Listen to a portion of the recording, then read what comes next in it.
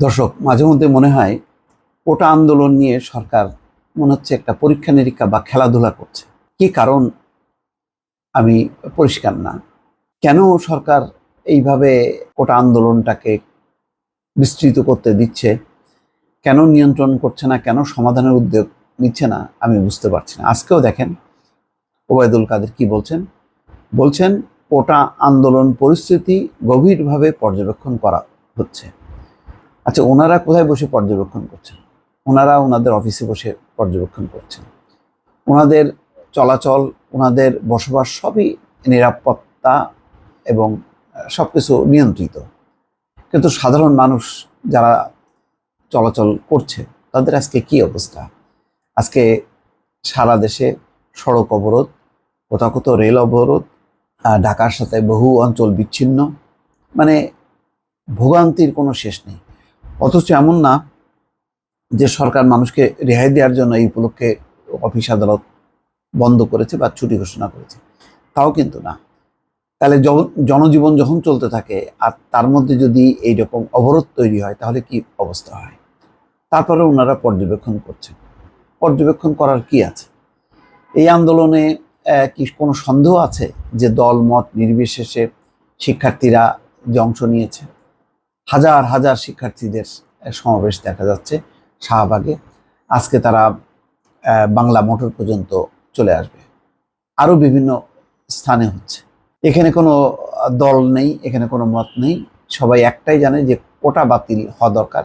কোটা বাতিল যদি না হয় তাহলে তাদের সরকারি চাকরির ক্ষেত্রটা সংকুচিত হবে। পরিষ্কার কথা, যেই দাবি ছিল 18 সালে সেই একই দাবি 24 সালে। এইটা সবাই বুঝতে পারছেন, কিন্তু আওয়ামী লীগের নেতারা কেন বুঝতে পারছেন না আমি বুঝতে পারছি না। ওনারা সংবাদ সম্মেলন করে বলছেন যে তারা পর্যবেক্ষণ করছেন। ওবায়দুল কাদের বলছেন সরকার কোটা বাতিলের বিরুদ্ধে আন্তরিক বলেই উচ্চ আদালতে আপিল করেছে। আদালতের চূড়ান্ত রায় না হওয়া পর্যন্ত অপেক্ষা করতে হবে। রাস্তাঘাট বন্ধ করে জনদুর্ভোগ সৃষ্টি করা পরিহার করা উচিত। তাহলে আপিল যে করছে সেই আপিলের এটা কি?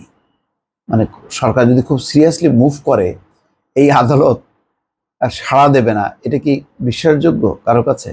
আমার মনে হয় না।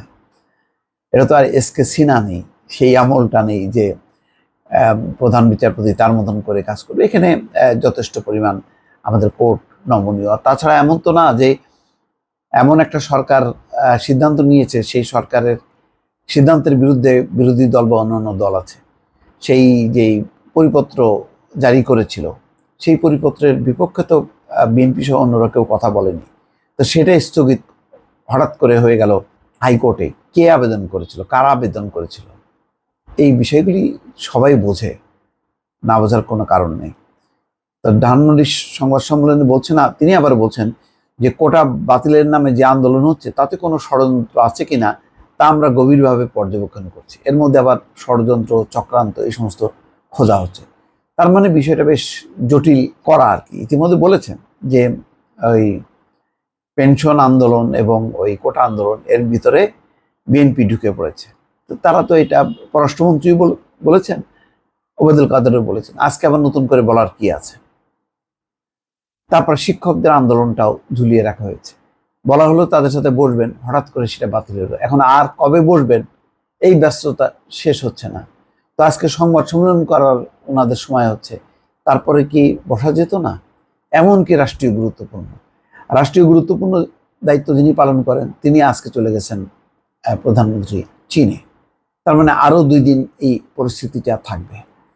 কেন এরকম পরিস্থিতি তৈরি করা হচ্ছে? এটা কি ইচ্ছাকৃত নাকি অনিচ্ছাকৃত? এটাও আমার কাছে বিরাট রহস্য এবং প্রশ্ন রয়েছে। দর্শক, ভালো থাকবেন। আল্লাহ হাফেজ।